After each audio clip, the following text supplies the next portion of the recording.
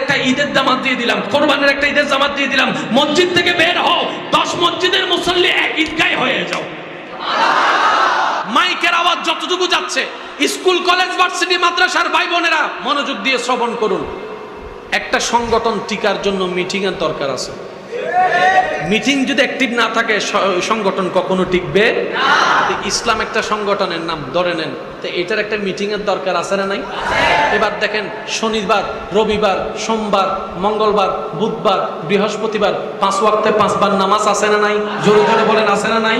এবার ফজর কেউ এখানে পড়ে, জোহর কেউ ঘরে পড়ে, আসর কেউ ব্যবসায় পড়ে, মাগরিব কেউ রাস্তায় পড়ে, এশা কেউ ঘরে পড়ে। এভাবে চড়তেই আছে, কারোর সাথে কারো কোনো দেখা হচ্ছে না, কারোর সাথে কোনো মিট হচ্ছে না। আল্লাহ রসুল বলছেন, আমি এমন একটা সিস্টেম করে দিচ্ছি, কিয়ামত পর্যন্ত কোনো জায়গায় এই সিস্টেম কেউ চালু করতে পারবে না। ও আমার উম্মতেরা, যে যেখানেই থাকো না কেন, যে যে মসজিদে পড়ো না কেন, যে যে ইবাদতখানায় পড়ো না কেন, যে যে ঘরে পড়ো না কেন, শুক্রবার আসলে ডানের গুলা মসজিদে চলে আসো, বামের গুলা মসজিদে চলে আসো। বলেন না সুবহানাল্লাহ? সামনের গুলা মসজিদে চলে আসো, পিছনের গুলা মসজিদে চলে আসো। এবার এই মসজিদের মধ্যে ভরপুর, ওই মসজিদের মধ্যে ভরপুর, ওই মসজিদের মধ্যে ভরপুর, ওই মসজিদের মধ্যে ভরপুর। কারোর সাথে কারো কোনো দেখা নাই, তো মহাব্বতের জন্য তো দেখা করার দরকার আছে। সবাইকে দেখানোর জন্য, বড়ত্ব দেখানোর জন্য, মুসলমান বেশি দেখানোর জন্য একটা জমায়েতের তো দরকার আছে। এবার নবীজি কি করলেন? ওরা আমার উম্মতেরা, একটা কাজ করো, রমজানের একটা ঈদের জামাত দিয়ে দিলাম, কোরবানির একটা ঈদের জামাত দিয়ে দিলাম। মসজিদ থেকে বের হও, 10 মসজিদের মুসল্লি এক ঈদগায় হয়ে যাও। আমার নবীর রাষ্ট্রবিজ্ঞান।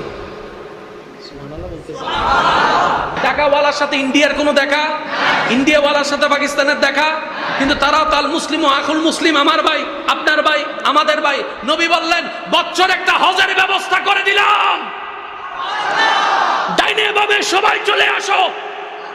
এবার ডাইনেওয়ালা মক্কায়, বামেওয়ালা মক্কায়, সামনেওয়ালা মক্কায়, পিছনওয়ালা মক্কায়, কালাওয়ালা মক্কায়, সাদাওয়ালা মক্কায়, লম্বাওয়ালা মক্কায়, বাটিওয়ালা মক্কায়। এবার সব মুসলমান এক জায়গা হয়ে যখন আল্লাহর ঘর তাওয়াফ করছে, লাব্বাইক আল্লাহুম্মা লাব্বাইক, লাব্বাইক লা শারীকা লাক লাব্বাইক, ইন্নাল হামদা ওয়ান নি'মাতা লাকা ওয়াল মুলক লা শারীকা লাক। মিনার মধ্যে সবাই, আরফার মধ্যে সবাই, মুজদালার মধ্যে সবাই। এবার ভিডিও করছে, টিভিতে দেখাচ্ছে, সংবাদে দেখাচ্ছে, সারা বিশ্ব দেখছে।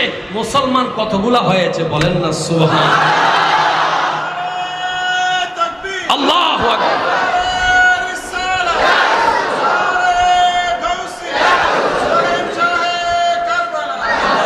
এবার আসেন, বলেন সুবহানাল্লাহ। তাহলে আমার নবী রাষ্ট্রবিজ্ঞানের সেক্টরও টাচ দিয়েছেন। কি বলেন আপনারা, ঠিক কি না? আজকে আমি কথাটা শুরু করেছি কোন জায়গায়? মসজিদের হকটাকে রক্ষা করার জন্য। আজকে থেকে আমরা মসজিদে যখনই ঢুকবো, ইতিকাফের নিয়তে ঢুকবো, ইনশাল্লাহ বলবেন? তাহলে আপনার জন্য 2টা বেনিফিট হবে। প্লিজ প্লিজ একটু মনোযোগ। নামাজের সোয়াব পাবেন, ইতিকাফের সোয়াবও পাবেন। আচ্ছা, ইতিকাফ অবস্থায় আমরা তো সবাই জানি কথা বলা, বলেন না, কথা বলা, বলতেও হলে ইশারায় বলতে হয়। বাস ওই মাসালা তো সবার মনে আছে। মসজিদে ঢুকবেন, এমন জায়গায় বসবেন পিছনে যেন দেওয়াল না লাগে। বুঝতে পারি নাই, হদুন আছে ফিলারের ডাহদ যায় জাগা লয় কিনলে গুম যাইম দে আসা নাইলে কিছু আছে না? ইতে ইতে ডাইরেক্ট খদে একামত দিলে আরা ডাক দিস, আসা নাইলে কিছু আছে না? তো এইগুলা কি ফেরেশতার আলামত না শয়তানের আলামত? বাস এগুলো আমরা করতে পারবো। যদি করে থাকি আল্লাহ আমাদেরকে মাফ করুক। সামনে থেকে যে আমরা এই মসজিদে, কোনো মসজিদে গেলে আর এই কাজগুলা করব, আসা মাত্র আগে সামনের লাইন ডাইন থেকে শুরু করবেন। ডাইনে জায়গা নাই, বাম থেকে শুরু করবেন। দ্বিতীয় লাইনে ডাইন থেকে শুরু করবেন, দ্বিতীয় লাইনে বাম থেকে এসে শেষ করবেন। কেউ এখানে, কেউ এখানে, কেউ এখানে, কেউ এখানে বসার দরকার। যে যেমনি আসে সামনের দিকের থেকে পূরণ করে আসবেন, পিছন থেকে আস্তে আস্তে সবাই এসে বসতে পারবে।